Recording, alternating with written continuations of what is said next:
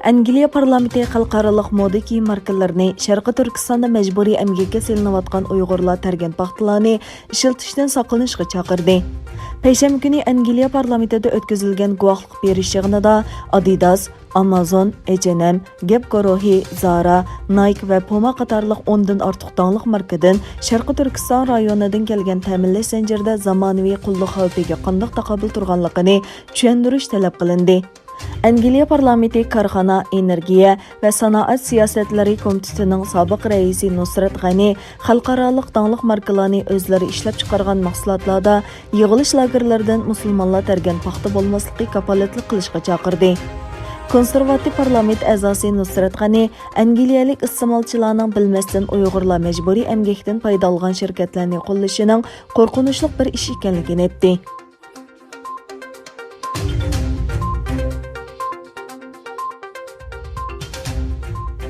İstanbul'un Avcılar degan rayonida noma'lum kishi tarafidan o'q etilib og'ir yaralangan Yusufjon Ahmad doktorxonada davolanayotgan bo'lib, 11-oyning 5-kuni kechada tuyuqsiz ahvoli og'irlashib, jiddiy qutqizish bo'limiga aylangan. Egilanishicha, Yusufjon Ahmadning nafas elishi qiyinlashgan bo'lib, doktorlar jiddiy qutqizmoqda ekan. İstanbul'daki Sharqi Turkiston kishilik huquq ko'rsatish jamiyatining bosh kotibi Nuriddin Izbasar apandi Yusufjon Ahmadning hozir jiddiy qutqizish bo'limida jiddiy davolanayotganligini ta'kidladi. Onun bildirishicha, seshanba kuni Yusufjonning ahvoli ilgirgidan yaxshilanib, jiddiy qutqizish bo'limidan yo'tkalgan ekan. Çarşamba kuni kechda Yusufjon tuyuqsiz o'zgarib qilib, nafas ola olmay qiynalgan va doktorlar uni qaytadan tekshirib, jiddiy qutqizish bo'limiga yo'tkagan. Egilanishicha, Yusufjon og'ir yaralanib davolanayotgandan buyon Turkiya saqchilaridan 2 saqchi xodimi har kuni doktorxonada navbat bilan Yusufjonni qo'g'damoqda ekan. Yusufjon ilgari Al Jazeera kanalining ziyoratini qabul qilganda Xitoyning uning oilasidagilarga tahdid solish orqali o'zini josuslik qilishga majburlaganligini oshkorlagan edi.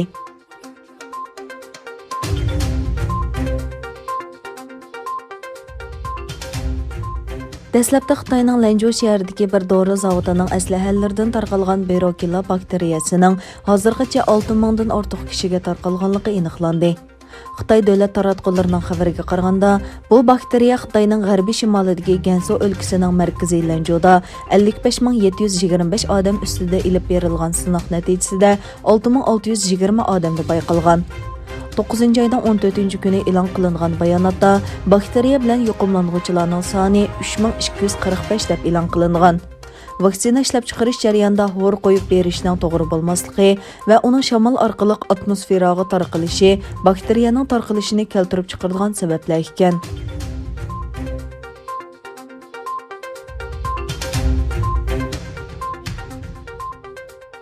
11-oyning 3-kuni Amerikada o'tkazilgan prezident saylovining natijasiga bo'lgan aniqsizlik davomlashayotgan bo'lg'achqa, Cumhuriyetchilar partiyasi Oliy sud mahkamasiga Pensilvaniya shtatidagi bilet sanashni to'xtatishni iltimos qildi.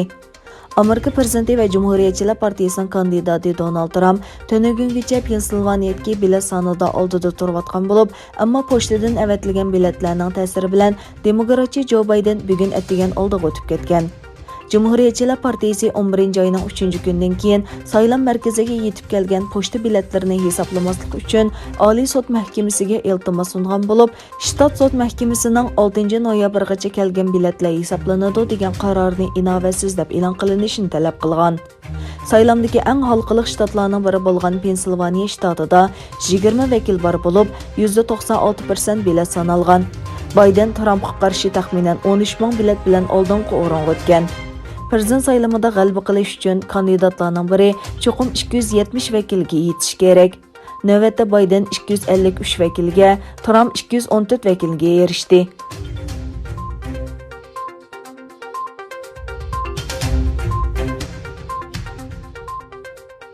Kyoto agentligining xabariga qaraganda, Yaponiya Avasiya shirkati moliya yilidan boshlab aeroplandagi oila axlatlarini yig'ilishdan erishgan biologiyalik yig'ilg'oni ishlatishni planlagan. Bu shirkat ilgari sinov qilgan bio yig'ilg'oning ishlatilishini tartibga solishga ahamiyat berib, 2022-yili 4-oydan boshlab tartibga solib, 2050-yilga borganda saf karbon 4 oksigen qo'yib berishni amalga oshirmoqchi ekan. Buningga asosan 2018-yili selingan 8 million 600 ming dollar mablag' doirasida shirkat Amerika bilan Yaponiyani tutashtirgan liniyada San Fransiskoda aeroplanga may qachilashni planlagan. Kyodo'nun bildirishicha, Yaponiyaning eng chong aviatsiya shirkatlarining biri bo'lgan All Nippon aviatsiya shirkati 2023 yildan boshlab bioyiqilg'i ishlatishni boshlaydi ekan.